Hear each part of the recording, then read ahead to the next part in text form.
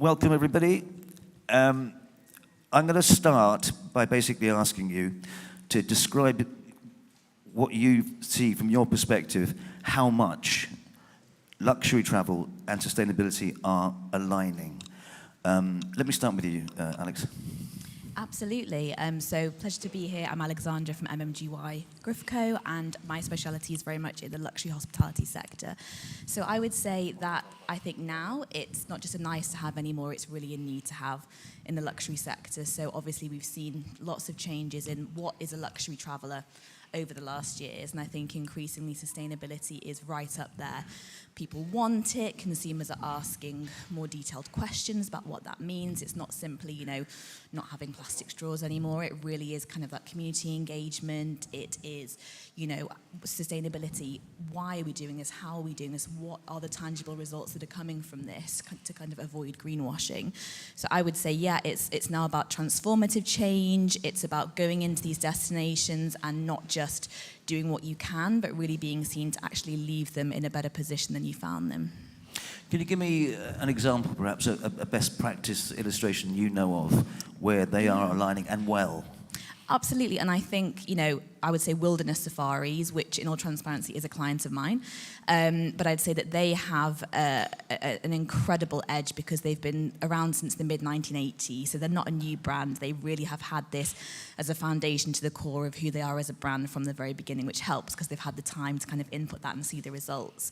But I think what they do really well is everything that they do, they consider sustainability. So whether that's the communities that they're working with, whether that is the ecosystem, whether that's the kind of animal conservation. They have a program called Children in the Wilderness, which has been going now, I believe, for 24 years. And I think that's a really amazing example because what they're doing there is they're educating and they're training the next generation. So because they've had 24 years, they're now seeing these new conservationists coming into play. They're seeing kind of communities really working with them hand in hand. So the results have been incredible. I mean, just to give one kind of brief example, in Namibia, they've seen in the last 4 years, 0 in the conservation areas that they work with, 0 poaching efforts. Mm-hmm. So, over, I think it's the last 4 years, they've reduced poaching in the area by 80%, obviously not throughout the whole of Namibia, but in the conservation areas that they work in. So I think, it's really important to kind of be educating the communities and working hand in hand with them, and that's, I would say, that one of the best examples that I can think of. Okay, we'll dig into that a bit later and the ethics of all of that and all that stuff. Wasim, tell me about you, your perspective, and how luxury tourism is aligning with sustainability for you. Okay. Bonjour, good morning everyone. I think for us, luxury means rarity, means less for better, means small, means we need to have more quality than quantity. This is our philosophy. Our spirit is explore to inspire. Explore to inspire, it means that we are exploring the world with our guests. They are not customers, they are guests in our house ship or home. And we consider that the local communities we are visiting are our hosts. So we have to consider respect with these people. And the idea is not really to have the over-tourism, to stress people, to stress biodiversity, to stress the environment, but to make it soft, smooth, and to make the experience better for our guests. This is our philosophy. Just explain to me a bit more about your operation. The cruise boats are smaller on the whole, yeah? They're greener than most cruise ships, is that right? Small for us is less than 200 people, which means that it's like a small hotel, maximum 100 cabins. In terms of technology, we try to select each time when we design a new vessel the best technologies. Of course, we must to be humble because we are not perfect, not because we don't need to have 0 impact, but because, as you know, the technology is in evolution and we have to follow the progress. But we select each time the best technology. For example, our first vessel is a sailing vessel, using wind at 30%. Our last vessel is a hybrid vessel with batteries, with biogas and biodiesel. And our next generation is wind propulsion. So we come back to the wind because the wind technology is also now moving to new kind of technology. And this is linked to one thing new, the AI. Because we need software to manage the wind. It's not only the captain who navigates with the 3,000 square meter of says it's not possible. So we need new models of software. This is why now we are able to use this kind of technology. Just describe to me, I mean, I know it's difficult, but a typical customer, typical guest, as you call them, what are they like? Who are they? It is impossible to make it typical because we have people from everywhere. But every year we are doing like a focus group in sustainability needs and requests, and we see different requests from different regions. For example, from Europe, our guests are focusing on climate change, reducing the greenhouse emissions, more about that. Australia, New Zealand, more about plastics, reducing plastic. Plastics is not possible for them, but they can make a lot of GHG emissions, no problem with the carbon emissions. This is the situation. US guests are different. They are more about birds, animals. They are more about focusing on natural conservation, GHG emission, no problem, plastics, no problem. So we have to have the best practices for all the guests from all over the world. Yeah. So we have to have zero single-use plastics. We have to reduce our GHG emissions. We have to preserve the biodiversity, and it is a force for us. And they're wealthy, are they? These people? They're luxury tourism. I mean, is it expensive to be on your cruises? Luxury is expensive, of course, but expensive it's a relative thing. It's worth it. Yeah, it is. It depends. If you need a high quality, it's like for everything. If you have a very, very good car, you have to pay more. If you like a very luxury house or hotel, you have to pay more. But it is the price. Kara, from your perspective, how much are sustainability and luxury aligning? I think it's no longer an option. It has to be an imperative now. And I think if we take a step backwards and really understand where we are today in the world in terms of the opportunity, but also the challenges, it took us 75 years to get to 1.4 billion international visitors in the world since 1950. In the next 15 years, we're going to reach 2 billion. And then it's only going to take another 10 years for that to double to 3 billion. So the growth is so exponential right now. Today, over 42% of all visitors go to only 10 countries. And the top 10 cities in the world are receiving more than 14% of all international visitors. So we have a major problem, particularly in Europe. And I look at this from the lens, my career started in the Irish Tourism Board. I worked with Fáilte Ireland, as the Theodora mentioned yesterday, from the EU Commission. We have always had a strategy in Ireland about high-yield visitors, value over volume. We did not want to be a mass tourism destination.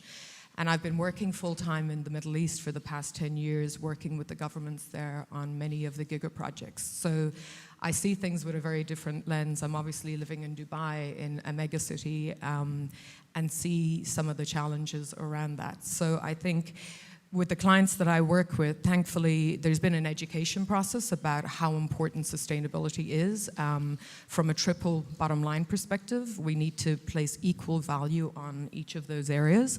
But I think moving forward, it's an imperative for everybody. And I think for policymakers, and particularly for the airlines in Europe, there's a huge amount of work to happen in getting people into regional areas, into secondary cities, and dispersing visitors away from the capital cities. And is that what the luxury travelers that you deal with, is that what they want? Exactly. I think we heard a lot yesterday about what consumers, and particularly luxury consumers, are looking for today. They want unique experiences. They want to be immersed in nature. They're looking for privacy, getting away from the crowds. For all of these visitors, including, I mean, anyone of my generation will know we've traveled, we've seen the obvious destinations, so we're now looking for what's next, what hasn't been explored, what hasn't been discovered. So I think that's where the emphasis is, and I'm seeing, I mean, I work with a lot of ultra-luxury products today, and I mean, we're moving much more into smaller densities. 40 key properties are the norm now when you're at that very high tier. Smaller cruise ships, as we've said, in the luxury, it's bespoke experiences, it's all about personalization, and it's has to be invisible. So sustainability is a priority, but it can't impact the experience, the guest experience. They take it now as it should automatically happen. Mm-hmm. We're not paying a premium for you to talk about it. We expect it, but it can't impact the quality of the service or the quality of the experience. Is there ever a trade-off? I don't think it has to be. I mean, I think it was said very clearly yesterday, we've had the tools for a very long time. You know, technological advancements in terms of renewables have been there for the past 20 years. Now they are priced much more effectively, you know, through scale. There's no excuse for any business today not to prioritize that. So I think what I do with all of our clients is, you know, net zero is the minimum I would expect. I mean, we're working now on many projects that are net positive from the outset. And I think the challenge in destinations that have had a long history is retrofitting properties today to be more sustainable. It's far easier to build, you know, from the beginning. So I think as policymakers and governments, that needs to be a bigger priority, that we focus on how you build, not where you build. I think in Europe, we're great at protecting areas, designating them, but ultimately the biodiversity still does not improve. So I think it's much more important that we build in areas, including sensitive areas, because I think David Attenborough is often quoted of saying, you know, we don't appreciate nature and the lands around us unless we experience them. And we do need to take people out into nature, be immersed in nature, and see how immensely important it is that we protect these areas. And that money also goes towards the conservation of these areas then, and it helps the local communities in these rural areas that are suffering from massive depopulation. So we need a new model of tourism, particularly in Europe, I think, moving forward. Okay, thank you. Figan, from your perspective, you obviously know a lot about ports and, you know, you've dealt with cruise ships coming in and out. Tell me, how much do you think the two things are being aligned, sustainability and luxury? Well, first of all, from the ports and destination point of view, we have to understand that these ports are places where the communities are living, are just enjoying their families, got married. So in a way, the word sustainability has totally changed over the years. And I think that the COVID era has been a wake-up call, not only for the communities, but for everyone in any industry. And that's the reason why, when we're looking at the reports of Virtuoso, for instance, the luxury travelers want to have and leave a positive impact, as you said, when they're living a destination. So 78% versus pre-pandemic, we were around the 50%. So it hasn't become an option. It has been really integrated in the way we are just approaching any place we are going, whether it's for business, it's for leisure, or it's just for a weekend escapade. So the thing which is really important also for the cruise industry is to think that, first of all, we are sustainable for years, because we are regulated, as you said, Rajan, by IMO, by MARPOL, So waste management, care of the planet has always been integrated in all our operation in any places we're going. That's key just to underline. Moreover, the advantage of the cruise industry is that we plan 18 to 20 months before the ship arrival. I was the president of MedCruise Association, which is and I'm right now the honorary president, representing 150 ports from 22 countries, 11 EU, 11 non-EU, and 57% are islands. So when you're receiving these ships, you have to be prepared in a way. And we created an alliance with 5 other associations to understand what the community resentment was. And we really dived deep in numbers and realized that the cruise activities among all the tourists coming to the ports, the 400 ports we're representing, was only 10%. So it's really, but we got the 100% blame, right? Because all the ships, and I will finish with it, I can spend hours talking about it, I'm passionate about it, but 34% of the ships which are in the pipeline until 2027, and we're talking about 50 cruise ships, ocean ships, are weather luxury, like Le Ponant, which are integrating high-tech techniques that you just mentioned, and or expedition ships. So the flow is that luxury and sustainability is not only secluded, but it's really an integration. It's part of the experience. Yeah. Of a holistic sustainability, as I like calling it. By the way, I think for this one, we haven't had it yet, but I'd like to get questions from the floor. If people want to ask questions, so I'll save some time for that, because I think it's one of those discussions that people have a lot of views on. I want to just touch on the different aspects of sustainability and how that's impacted by luxury travel. You mentioned communities, a couple of you, and how important that is. But isn't the whole point of, part of the point of luxury travel that it's exclusive and private? How much actual contact is there between communities and the luxury travelers? And this is open now. Anyone can, Alex, if you want to start. Yeah, I would say from my perspective that, it very much depends on the experience. Some people really want that. Some luxury travelers, for them, that's something that makes the trip. They really feel like they're having kind of an authentic experience when they experience kind of, they go to local villages, or to my point before, the people are local artisans, or they're having that experience where they have that one-on-one attention. Some people don't want that. They just want to pay, have the experience, have a wonderful luxury time, be able to go home and say, I've made this fabulous memory, I've done something that nobody else has done. But I do think that's changing, and I think that's maybe more of a generational shift as well. I think, for people who've traveled for many years, to your point, who've done everything, they have a certain way of traveling. I think now that the kind of new generations are coming in, I think that they're really, they want that experience. They want to know that they are giving back, and they want to know that they are having that positive impact for them. That's part of why they pay for that experience. And I also would say that I think from an education perspective for the consumer, they now realize that these things are not going to last forever. The luxury sector have that option to be able to pay more, to give back to the communities, to educate the communities. A lot of government bodies, for example, can't afford to maintain the tourism and the natural biodiversity that they have. So, okay, luxury tourism isn't perfect, but it's giving the opportunity to actually, help the local community to understand the value of the biodiversity that they have there, why they should maintain it, and obviously giving them that kind of the economic benefits of kind of stepping up and working together with external partners. But I think it's a really interesting shift, and I think more and more, I think communities have to be involved from the outset, whether it's obviously or whether it is kind of, more hidden in the background and more subtle. But I think, Anything else? What's the contact like between luxury travellers and local communities?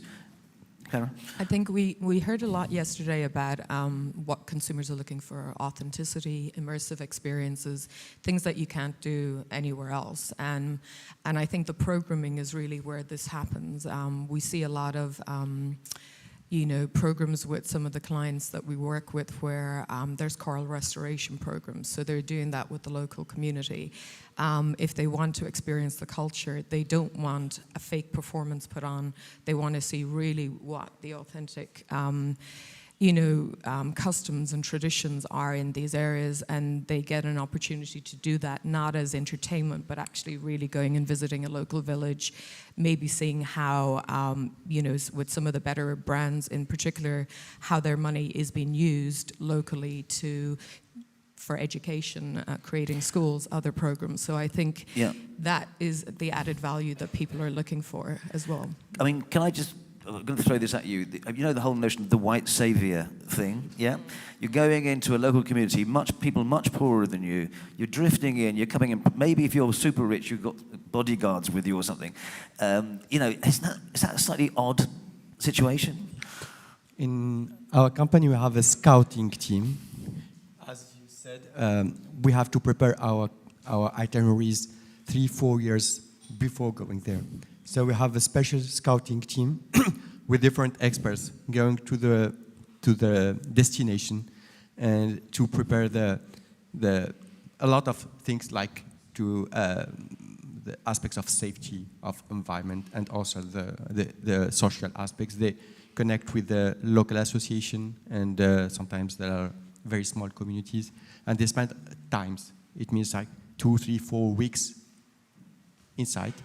They discuss with the people and they ask their needs, not our needs, but their needs, what they accept, what they request, what they need, what are the limits.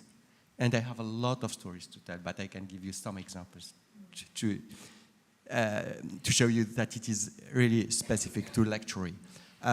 In Bijagos, it's in the west side of Africa, in Guinea-Bissau.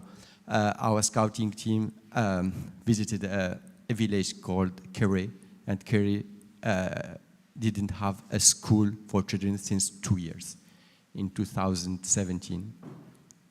And they didn't have any education. So when they came back, they asked me about that, what can we do? And I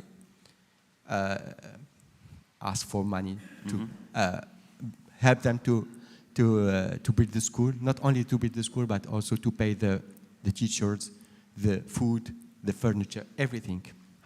And the project started in 2020. It means that when the COVID started, and it was the only project we funded, even if our activity stopped. We didn't have money, but our CEOs told us, no, we are committed to do that.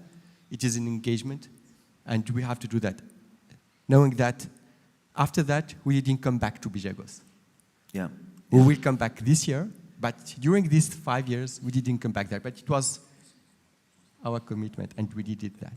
In the East Greenland, the community asked us about fresh food. Why? Because during the winter season, from October to June, they don't have fresh food.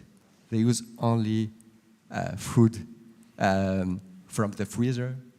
So our vessel, or the first vessel coming in April, May, so we deliver fresh food to the community. And it's not a question of money.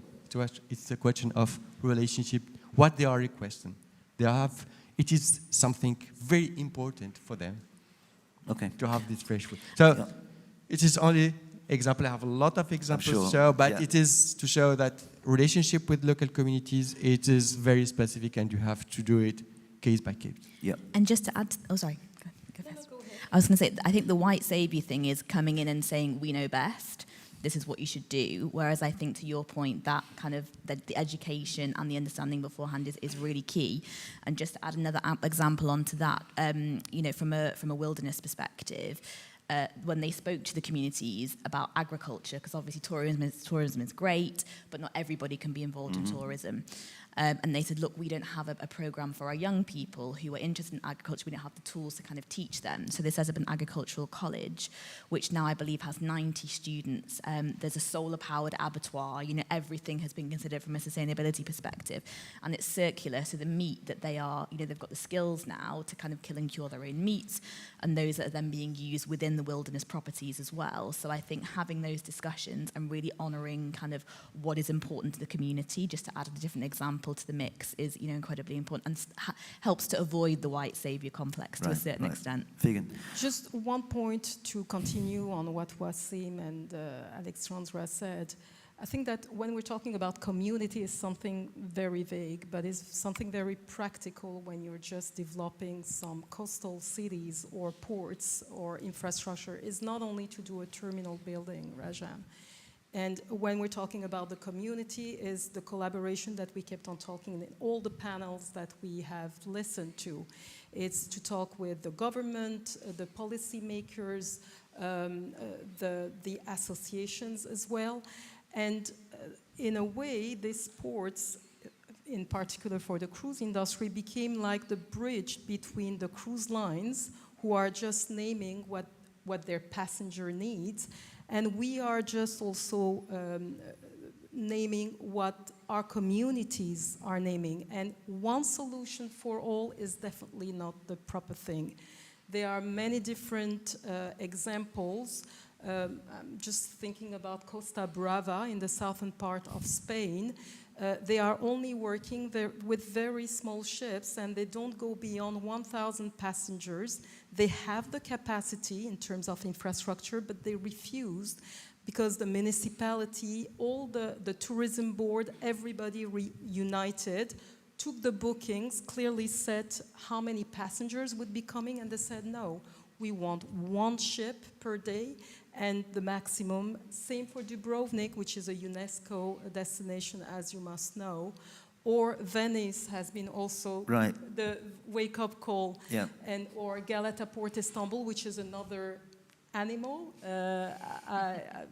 where I was a chief port officer, where we built the terminal building under the ground, 8.5 meter under the ground. It was in Architecture Digest as well, so that the local community could reconnect with a 1.2 kilometer waterfront, which was closed to the public for 200 years. So it's not only a physical connection, it's also a visual reconnection. So it's an amazing laboratory of collaboration, of discussion, of not getting along sometimes, of refusing big ships or just having smaller companies like Le Ponant. So it's a very experiential thing. And just ethically, I want to ask all of you as well. I mean, part of the privilege of luxury travel is that you pay to go to places that other people can't go to. For example, Antarctica. They say, Antarctica, look, stop tourism here because it's ruining it. The wilderness, you mentioned that, or I'm talking about safaris and going into wildlife there. I mean, you have situations, I know in Kenya, for example, where local farmers, local people are competing with the luxury hotels for basic things like water. And guess who wins? The luxury hotels. So when you have that, isn't there something just a bit questionable about the whole notion of luxury sustainable travel? Cara? I can take this. I think it's a really good point, and I think we have had major problems in hospitality throughout the world in the past, and I think if you look at small island development states, for example, 95% of the income that was being generated was leaked. They're internationally owned properties. The food was being sourced from outside. So nothing was being retained in the local economy for local communities.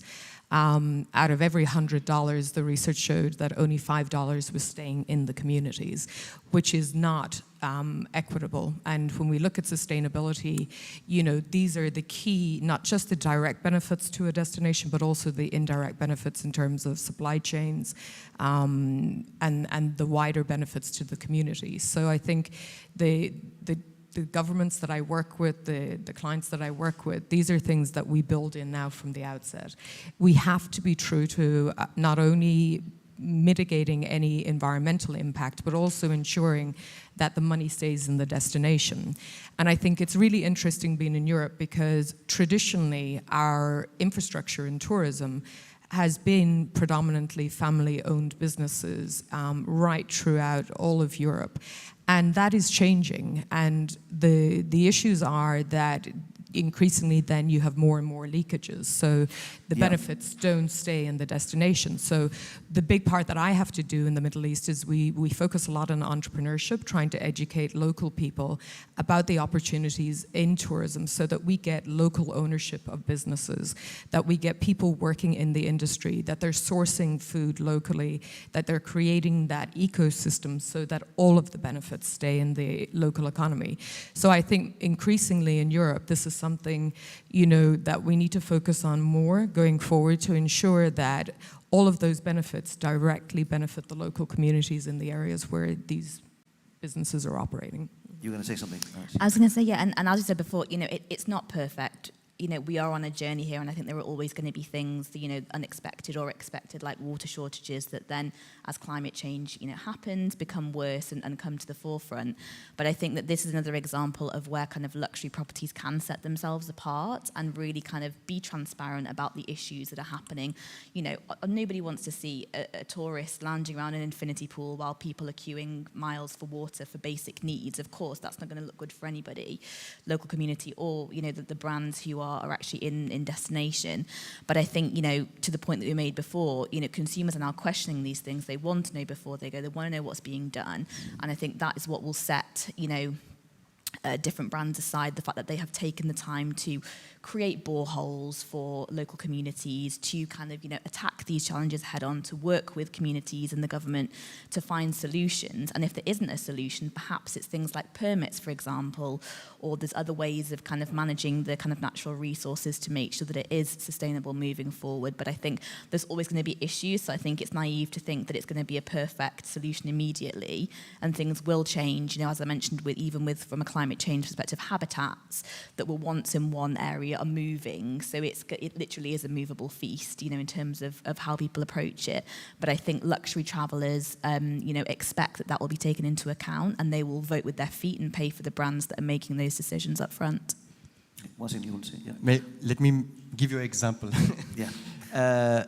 5 years ago, we decided to stop bunkering water because we were aware about the water stress in some areas, like even in Spain, the last years. So we decided to install new technologies on board to produce our own water from the sea water. We used to have that, but not for the drinking water.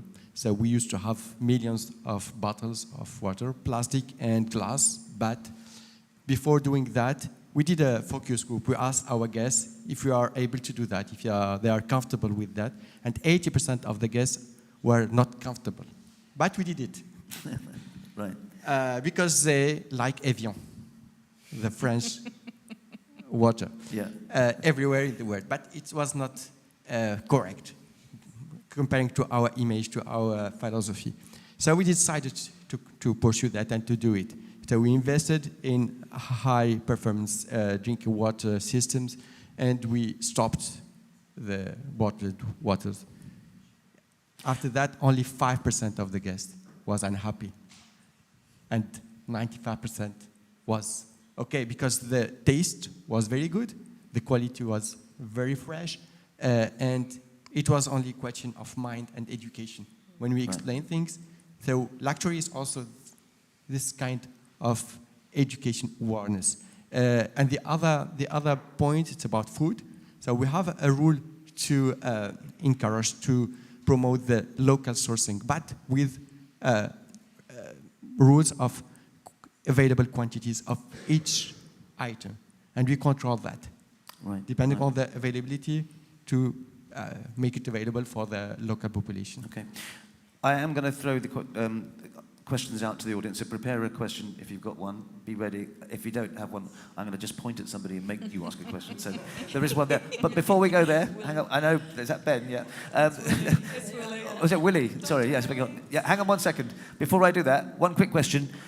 I go to India every year and I do this luxury travel conference there, ultra high net worth people, right?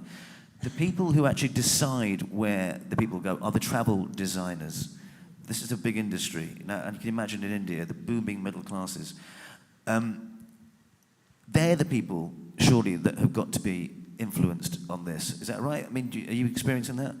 Well, definitely. Well, I can say that the travel advisors agencies are like doctors for most of the travelers. When you are coming from a background where you don't want to think about it, you have to have people who understand your needs, your key moments, and who can just collaborate to make these memories alive. And it's not only planning the trip, it's also finding the best fit in terms of guides. Actually, I guided for years as well, and being on the ground with very elite persons, but also people who are just alumni of Stanford, Yale, Harvard universities, they're seeing the world in a different manner, and it's just like an exchange of values, of ethics, and beauty. Okay. Yes, Willie. Yep. Hi, good morning, everyone. Willy Legrand, professor in Germany. Thanks very much for this panel. I think it's quite fascinating, and it's great to see so much happening in terms of the luxury travel and sort of the community work. But I'd like to be provocative a little bit, if I may say so. So if we look at research, actually, and we look at wealth and travel and footprint, we know that an increase of 10% in wealth past $40,000 US is a 13% carbon footprint increase. So basically, the wealthier are more impactful in their travel. If we look at data from the Cornell Hotel Sustainability Benchmark, and we look at 5-star properties versus the rest of the other properties, 5-star properties have double the energy footprint, double the water footprint, and triple the carbon footprint than any other properties. So, and this is why I want to be provocative, to what extent are we kidding ourselves in saying that luxury leads sustainability efforts? Okay. So this is sort of more on the operational side. So that's why I'd like to see how do we reconcile these problems with operation, in fact, in luxury and sustainability. How much are we kidding ourselves? Who's going to answer that? Go on then, was it? I can only talk about our company. We decided in 2022 that 2023 will be the maximum of our emission, and we will decrease up to 2040. In 2022, we had 13 ships. Now we have 22 ships with less carbon emissions. That it was the decision to limit the emission. So we increased the volume, the business, but all the investments, all the fuels we are using have to respect this limit. We are not perfect. We are still having this issue, but we can improve the things. It is only our position. Sorry. I would say historically and even now, I mean, there is a huge amount of greenwashing, and this is something that the consumer is aware of as well. And the higher you go, the more awareness there is, because there's more scrutiny on those customers as well in terms of how they travel on their private jets and, you know, looking at their carbon footprint. So increasingly, the travel designers, as you said, for them to have value, they also have to have integrity about what they're doing. And their clients are looking for the highest standards now possible. And I think unless it's built in from the outset, and that does come at a premium. And I think traditionally, we have not placed a high enough value on some of our natural or cultural resources. You know, there are many UNESCO World Heritage sites throughout the world, or natural sites that have not been given the level of, you know, I think by governments or local agencies, sufficient care in terms of carrying capacity, in terms of charging the right amount. I mean, we can't any longer in this world encourage visitors just to go in and take your 5-minute Instagram shot and leave, unless that they really appreciate and respect the areas that they're visiting. We've seen, thankfully, in the minority, you know, situations where some tourists have gone to sites and desecrated them and damaged them. Some of that, those problems are irreparable. These are ancient sites. They're very sensitive biodiverse areas. So, you know, it always comes into this debacle, oh, do we only make then tourism available for the rich? No, but I think it needs to become more aspirational, that it's not an entitlement that we go to these areas automatically, but that we really place a value on the places that we're going to, and that we want to leave them better than ultimately than before. And we work with brands that do that. Willie, I'm going to come back to you. Your point, though, is that the wealthier that you are, the more damage is caused, if you like, environmental damage is caused. That's a fact, right? These are statistics. How do we deal with that? I'm not blaming you for this, but how do we deal with that?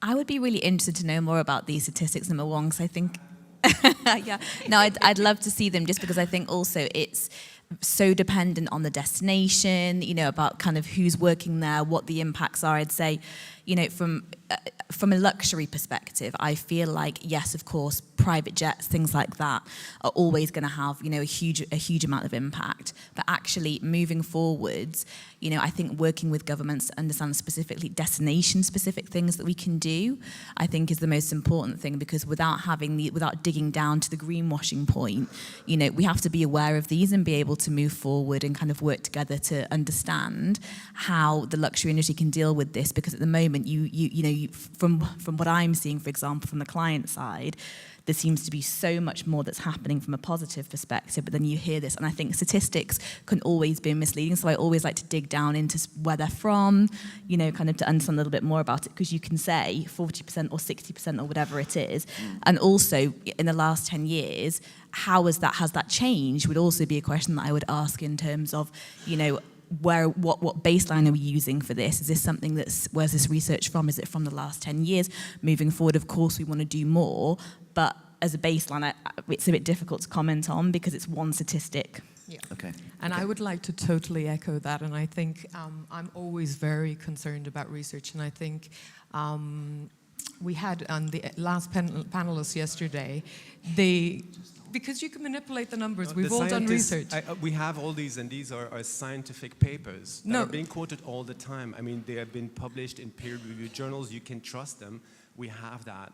It's no problem, and I'll be happy to provide all of those actually back afterwards. No, I'm not saying that I doubt research, but it's how you gather, and it's very easy. It's like now that we say that all Gen Z are very concerned about the environment, but their behaviors are not echoing what they're saying. You see that, so you have to drill down at an individual level and look at your own carbon footprint, and we see that. I mean, increasingly, particularly for the ultra-wealthy, we're seeing so much more consciousness around wellness and longevity. You know, these are people that have been vegan or vegetarian for many years. You have to look at every single aspect of your own carbon footprint. So I do worry about stats, because when we consolidate data, deciding, you know, how we want to make a point about something, you can skew the figures in a certain way. I think we're going to park that one, because I think we can carry on forever on that specifically. Any other points? Yes, Ben. Hi, thank you. Ben Lynham from the Travel Foundation, and thanks everyone for the discussion. I was just trying to work out sort of almost like how you blend luxury, sort of high-end tourism in the tourism mix, really, because I've heard both things in terms of it's important to be kind of restrictive in numbers and to be quite exclusive in that sense, and that's been sort of described as a good thing, and I think that's right in many situations. But we've also heard from you guys that tourism is growing exponentially, and we're having, like, you know, billions and billions of more tourists. So I guess we can't, like, you know, you can't scale up luxury travel without causing all sorts of problems, which Willie's kind of alluded to. You know, there needs to be some kind of mix here, and I'm just kind of curious as to how can luxury experiences be part of that overall solution, Where should it be applied and by how much? Anybody want to take that? Wazim? I mean, Okay. Yeah, no, Figan, go on. Your question is, I think that we shouldn't limit this to luxury, although this panel is about luxury. And it comes to the point where anybody and everybody in an inclusive manner wants to discover new places, sometimes by paying premium, and sometimes by finding other ways of spending their money. But the thing is, the most important thing is just to have an agreeable experience, not only for the travelers, but the places where they're going. So I can give you hundreds of different examples where the destinations are navigating in creating a controlled activity and control arrivals as well from the cruise perspective and from the ships and maritime perspective. So I wouldn't like to limit it to luxury, to be honest with you, and have a more inclusive... But Ben's point is that luxury relies on exclusivity. If tourism numbers are growing and growing and growing, that exclusivity is going to be harder to find. Is that kind of what you mean as well? Yes. How can luxury and exclusivity be part of the solution when we're talking about this growing tourism world? yeah. They are still No. places... Well, From my perspective, everything we're doing now is, the focus is on regeneration and net positives. So we're building that in from the outset. How we design, how we master plan, how we engage with the local communities to make sure that they're part of that journey, and making sure that there is an economic benefit to the regions that we work with. Because as I mentioned at the outset, right now in the world, tourism is concentrated in a very small area. The footprint is very small. There is so much potential for tourism to be a force for good and really benefit areas that really need it. And not just in developing countries, in Europe as well. What we've seen over the past few decades is traditional tourism areas in the UK that were popular for family holidays are no longer popular. People started to go towards other destinations that have suffered immensely from mass tourism. So we need to redesign from the outset and build in and measure so that we are being completely transparent, that things are being independently audited, that they're being certified to be 100% authentically sustainable and regenerative. So this is how we can change things for the better. And I think there's excellent examples. And I think, you know, again, sometimes I would say aviation gets a very hard, you know, is criticized a lot. One of the recent pieces of research on the Antarctic, for example, in terms, I mean, it has the highest carbon footprint of any region in the world. The expectation was that fly cruise passengers were going to have the highest carbon footprint, but it actually turned out to be some of the longer expedition ships that, because of the number of days that passengers are at sea. So these are the things that we need to drill into, and every single destination that we work in, the dynamics are different. It may be water in one destination, it could be something completely different. So we need to drill down, how do we best support these environments and economies? Okay, thank you. Next question. Hello, I am Blerina Ago, the regional manager of Europe at Planetera, the global non-for-profit that uses tourism to uplift local communities. Thank you very much for sharing your experience and success stories. For us, community tourism are tourism experiences or products that are owned, led, and managed by local communities. And since you all were mentioning the importance of having a positive impact in local communities, I was wondering, how do you measure that the local communities have agency and control over the experiences or products that you offer in all your value chain? Thank you. Yeah. Maybe I can give you our methodology. Since 3 or 4 years, I thought about that. How can we measure the impact of our initiatives? Because it's not the same thing as environmental indicators where we have physical indicators, how much water, how much energy we consume, or how much carbon footprint we have. So for the human impact is more complicated, and we didn't find any international methodology with a global scoring or methodology to measure the impact.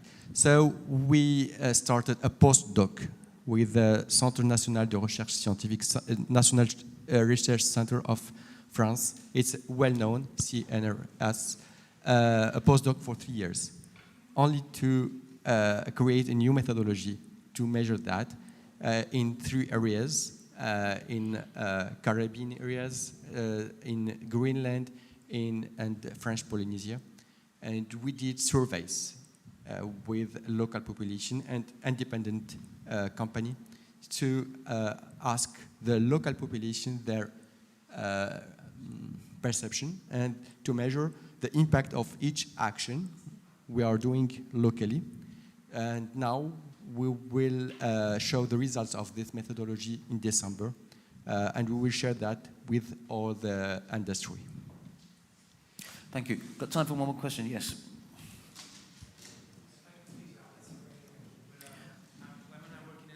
Can we use the mic? Sorry, just we can't hear. Yep, I work in an environmental firm, Danish Foundation, but my question is, isn't there a need to incarnate this new way of luxury traveling? We do hear a couple of initiatives, Wasim was mentioning a couple of them, but to have the typical luxury traveler, instead of going for himself and just traveling in the best comfort as possible, suddenly being interested in the impact and communicating around it, just not for him, but then I had this impact in this region in the green overseas.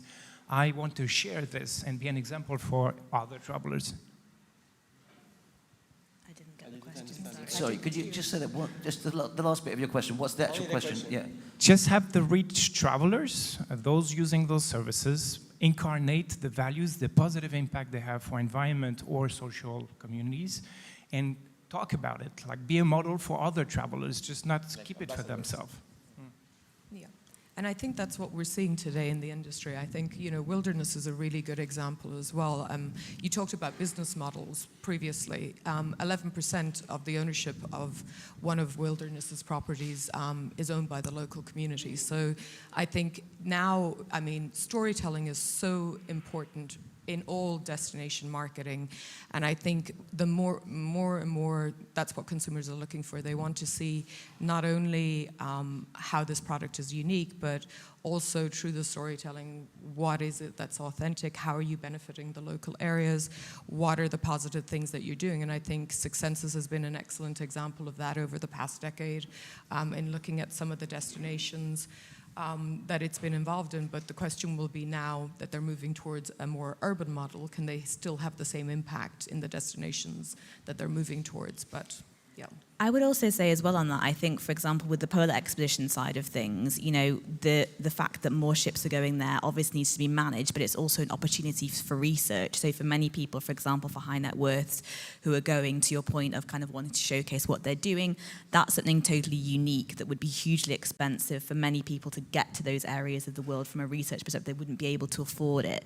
So actually by kind of having researchers on board, by kind of having experts on board, and by, you know, creating space on these types of ships for people to go and do this specific type of research, you know, that creates a totally unique angle that, you know, from a storytelling perspective, that is what every luxury brand wants to do. They want people to come, they want them to take pictures, they want them to share it on social.